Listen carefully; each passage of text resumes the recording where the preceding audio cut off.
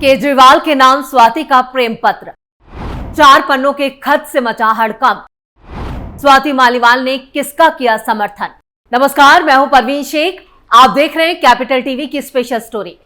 आम आदमी पार्टी के मुखिया और दिल्ली के सीएम जेल में हैं और फिलहाल उनके बाहर आने के आसार दूर दूर तक नजर नहीं आ रहे हैं। इधर दिल्ली के साथ देश के दूसरे हिस्सों में आम आदमी पार्टी तेजी से खत्म होने की कगार पर है, यानी आपका अस्तित्व बचेगा कहना मुश्किल है। इधर स्वाति मालीवाल के थप्पड़ कांड ने भी आम आदमी पार्टी और केजरीवाल एंड पार्टी दोनों के लिए मुश्किलें और बढ़ा दी हैं। वैसे स्वाति मालीवाल का केजरीवाल ने लंबे वक्त तक शोषण किया है, इससे इनकार नहीं किया जा सकता। आम आदमी पार्टी को खड़ा करने में मालीवाल ने जमकर पसीना बहाया, कड़ी मेहनत की और अरविंद केजरीवाल को दिल्ली की सत्ता तक पहुंचाया, लेकिन बदले में स्वाति मालीवाल को जिल्लत, बेइज्जती और पिटाई मिली। लेकिन अब स्वाति मालीवाल ने केजरीवाल के साथ अपना हिसाब चुकता करने का मन बना लिया है। केजरीवाल और मालीवाल की जंग और तेज हो गई है, या कहे इस जंग में एक और मोड़ आ चुका है। इसी कड़ी में स्वाति मालीवाल ने एक प्रेम पत्र सीएम के नाम लिखा है। 4 पन्नों के इस खत ने दिल्ली की सियासत में भी गर्मी पैदा कर दी है।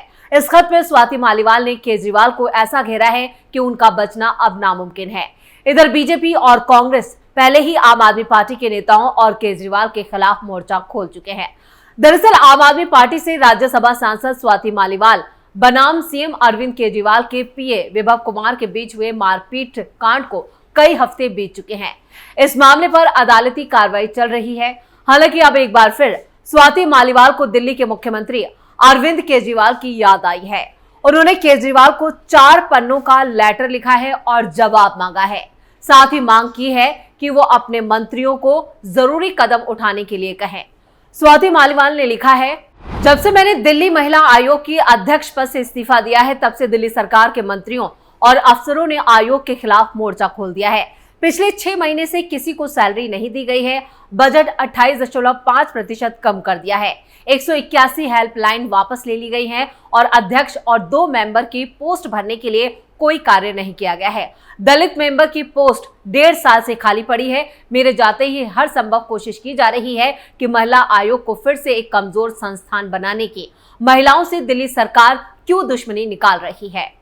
स्वाति मालीवाल ने कहा कि बहुत दुख हो रहा है कि जिस सिस्टम को इतना कष्टों को झेलकर 2015 से लेकर अब तक उसे बनाया, दिल्ली सरकार खत्म कर रही है। मेरे 8 साल के कार्यकाल में महिलाओं और बच्चों की तरफ से कमीशन में आई 1,70,000 शिकायतों को हैंडल किया।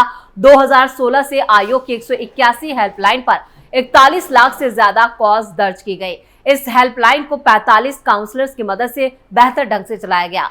राजधानी से उससे बाहर 2,500 से ज्यादा रेस्क्यू ऑपरेशन चलाए।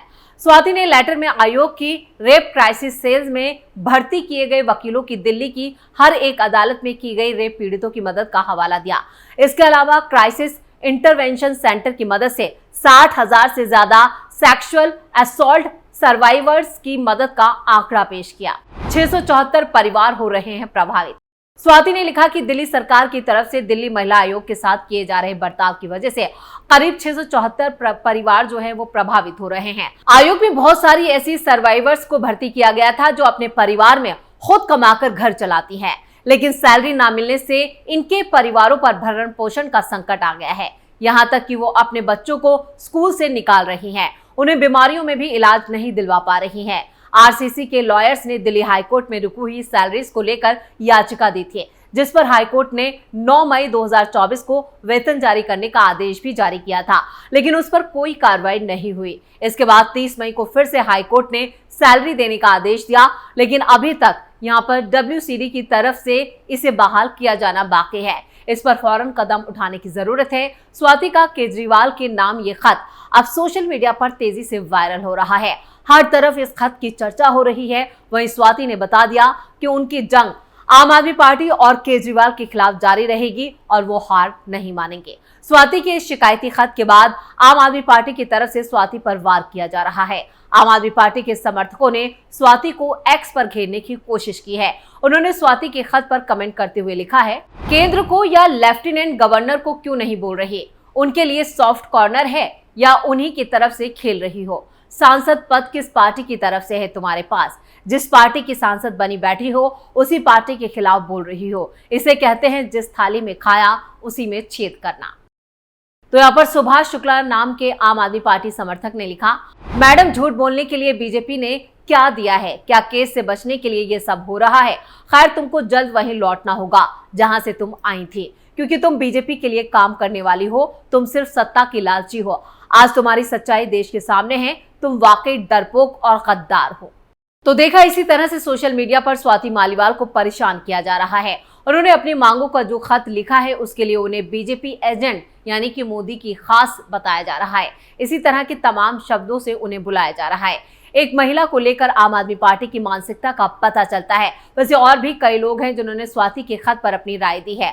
कुछ लोगों ने लिखा है कि आपकी सारी मांगे वाजिब है, लेकिन महिला आयोग के स्टाफ को तो एलजी ने ही हटाया था ना, फिर सबको मिलकर एलजी से ही मांग करनी चाहिए। समस्या के समाधान पर चर्चा हो तो ज्यादा बेहतर है। महिला पंचायत में काम करने वाली दर्जनों महिला तो मुझे बता चुकी हैं कि उन्हें 7-8 महीने से सैलरी नहीं मिल रही है। वहीं एक और शख्स ने लिखा है, अब तो आप एलजी साहब और मोदी जी की खासम खास बन गई हैं। दिल्ली सरकार को एक डांट लगवा कर दिलवा सकती हैं, लेकिन एसिड अटैक और रेप सर्वाइवर्स को तो एलजी साहब ने नौकरी से निकाल कर बाहर कर दिया था।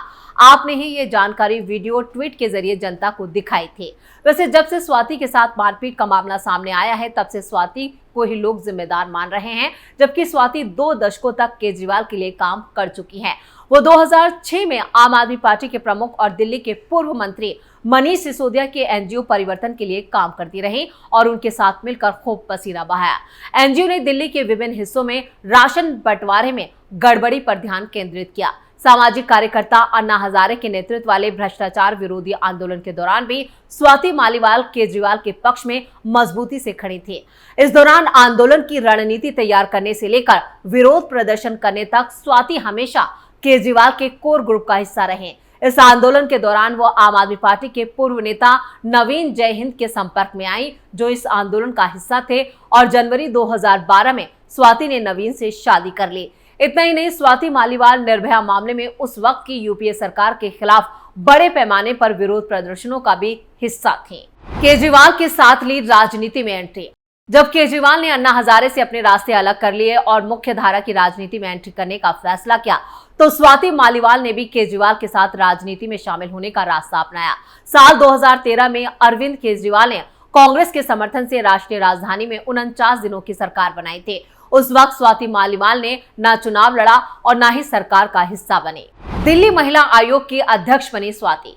इसके बाद 2014 में अरविंद केजरीवाल ने सरकार से इस्तीफा दे दिया और वाराणसी में प्रधानमंत्री मोदी के खिलाफ चुनाव लड़ने का फैसला किया।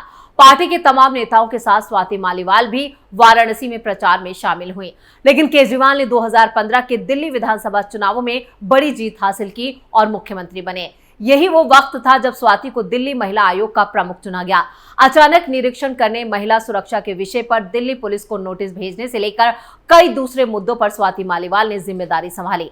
2020 में जब आम आदमी पार्टी ने फिर से जीत हासिल की, तो स्वाति मालीवाल दिल्ली महिला आयोग के अध्यक्ष बनी रही। अरविंद केजरीवाल ने दिल्ली महिला आयोग के अध्यक्ष के रूप में स्वाति के काम की सराहना की। केजरीवाल ने तब भी स्वाति मालीवाल का समर्थन किया था जब उन्होंने पूर्व उप प्रधानमंत्री बाबू जगजीवन राम के स्मारक समता स्थल पर बलात्कारियों को 6 महीने के भीतर सजा देने की मांग को लेकर भूख हड़ताल की थी। केजरीवाल के स्वास्थ्य पर जाहिर की थी चिंता। आपको बता दें कि दिल्ली शराब घोटाले में जब केजरीवाल को गिरफ्तार किया गया था, तब मालीवाल भारत में नहीं थे, लेकिन उन्होंने अरविंद केजरीवाल के लिए इंसुलिन की मांग की थी और जब वो अमेरिका में थी तब भी उन्होंने जेल में केजरीवाल के स्वास्थ्य पर चिंता जाहिर की थी। कुछ दिन पहले उन्होंने दिल्ली शराब घोटाले में जमानत पर रिहा होने पर संजय सिंह की सराहना की थी। 29 मार्च को जब बीजेपी नेता अमित मालवीय ने अरविंद केजरीवाल की गिरफ्तारी के दौरान स्वाति मालीवाल की गैर मौजूदगी पर सवाल उठाया था, तो स्वाति मालीवाल ने मालवीय से कहा था कि कुछ दिन और रुकिए, आईटी सेल फर्जी खबरों की फैक्ट्री है, मेरी बहन का इलाज चल रहा है और मैं जल्द ही वापस आ रही हूँ। तब भी अरविंद केजरीवाल के साथ थे। जब आपने बीजेपी के लिए बोलना नहीं सीखा था, मैं आपको परेशान करके रखूंगी। आम आदमी पार्टी ने स्वाति पर लगाए ये आरोप। हालांकि हालिया घटनाक्रम में आम आदमी पार्टी नेता और दिल्ली की मंत्री आतिशी ने स्वाति मालीवाल पर बीजेपी के इशारे पर खेलने का आरोप लगाया।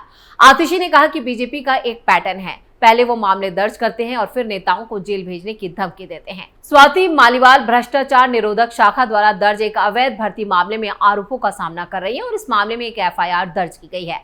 इसी मामले में उन्हें गिरफ्तार किया जा सकता है और आम आदमी पार्टी के नेता ने आरोप लगाया कि बीजेपी ने मालीवाल को ब्लैकमेल किया और उन्हें इस साजिश का चेहरा बनाया। इतना ही नहीं, आम आदमी पार्टी ने स्वाति मालीवाल के कॉल रिकॉर्ड की जांच तक की मांग की। एक बार फिर स्वाति अपने खत को लेकर सुर्खियों में हैं। ऐसे में उनके इस खत का केजरीवाल और आम आदमी पार्टी पर क्या असर होता है, ये देखना होगा। तो स्पेशल स्टोरी में फिलहाल इतना ही। वीडियो कैसा लगा कमेंट करके अपनी राय जरूर दें। वीडियो को लाइक करें, शेयर करें और कैपिटल टीवी को सब्सक्राइब जरूर करें। नमस्कार।